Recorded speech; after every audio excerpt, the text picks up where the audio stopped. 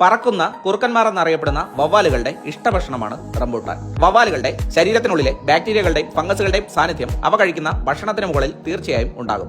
ഉയരങ്ങളിൽ നിൽക്കുന്ന റംബൂട്ടാൻ പോലുള്ള ഫലവർഗ്ഗങ്ങൾ വളരെ വേഗം ആകർഷിക്കാൻ കഴിവുള്ളത് കൊണ്ട് തന്നെ ഇവ കടിച്ചു കഴിക്കുന്ന ഫലത്തിൽ മാത്രമല്ല അതിന് ചുറ്റിലും നിൽക്കുന്ന കായ്കളുടെ പുറം ഭാഗത്തും ഇവയുടെ ചലവും ശരീരത്തിനുള്ളിലെ വൈറസും ഒക്കെ വ്യാപിക്കാനുള്ള സാധ്യത വളരെ കൂടുതലാണ്. കടകളിൽ നിന്നും വാങ്ങിയ ഉടനെ തോൽഭാഗം കടിച്ചു കളഞ്ഞ് അകത്തുള്ളത് കഴിക്കാൻ ശ്രമിക്കുമ്പോൾ ആ വൈറസുകൾ നമ്മളറിയാതെ നമ്മുടെ ശരീരത്തിനുള്ളിൽ പ്രവേശിക്കുന്നു. പറന്നുകൊണ്ടിരിക്കുമ്പോൾ തന്നെ ഒന്നും രണ്ടുമൊക്കെ നിഷ്പ്രയാസം സാധിക്കാൻ കഴിവുള്ള വൃത്തിഹീനമായ ചുറ്റുപാടിൽ കഴിയുന്ന വവ്വാൽ എന്ന സസ്തനിക്ക് നിപ്പ വൈറസ് എന്ന വളരെ മാരകമായ അണുബാധ പടർത്തുവാനുള്ള കഴിവുണ്ട്. നിപ്പയുടെ സാന്നിധ്യം മനുഷ്യരിൽ മസ്തിഷ്ക വീക്കം അഥവാ തലച്ചോറിലെ അണുബാധ ഉണ്ടാക്കുന്നതിന് ഇടയാക്കുന്നു. ഇത് ചികിത്സിച്ച് ഭേദമാക്കുന്നതിന് ഇതുവരെ ഫലപ്രദമായ മരുന്നോ വാക്സിനോ ഇല്ല എന്നത് തീർച്ചയായും നമ്മൾ പേടിക്കുക തന്നെ വേണം. നിപ്പ പോലുള്ള ജീവന ഭീഷണിയായിട്ടുള്ള വൈറസുകൾ പിടിപെടാതിരിക്കാൻ ആവശ്യമായ മുൻകരുതലുകൾ എടുക്കുക എന്നത് മാത്രമാണ് മരണത്തിൽ നിന്നും രക്ഷപ്പെടാനുള്ള ഏക പോം വഴി. എന്താണ് ചെയ്യേണ്ടതെന്ന് വ്യക്തമായി ഞാൻ പറഞ്ഞുതരാം. വീഡിയോ സേവ് ചെയ്ത് വെച്ചാൽ തീർച്ചയായും നിങ്ങൾക്ക് പിന്നീട് ഉപകാരപ്പെടും. വീട്ടിൽ നട്ടു വളർത്തുന്നതോ കടയിൽ നിന്നും വാങ്ങുന്നതോ ആയിട്ടുള്ള എല്ലാ ഫലവർഗ്ഗങ്ങളും കഴിക്കുന്നതിന് തൊട്ട് മുമ്പ്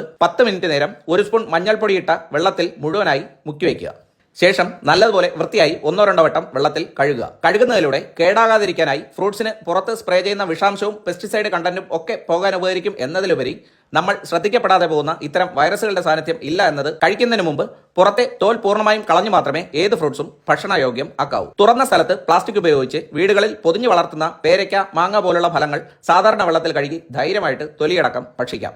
അല്ലാത്തവ വീട്ടിൽ നട്ടു വളർത്തുന്നതായാൽ പോലും കഴുകാതെ ഭക്ഷിക്കരുത്. മുകളിലത്തെ ചില്ലകളിൽ തൂങ്ങിക്കിടന്ന് ഒരുപക്ഷെ വവ്വാലിന്റെ മൂത്രമോ സ്രവമോ ഫലങ്ങളിൽ വീണാൽ നമുക്ക് അറിയാൻ കഴിയണമെന്നില്ല.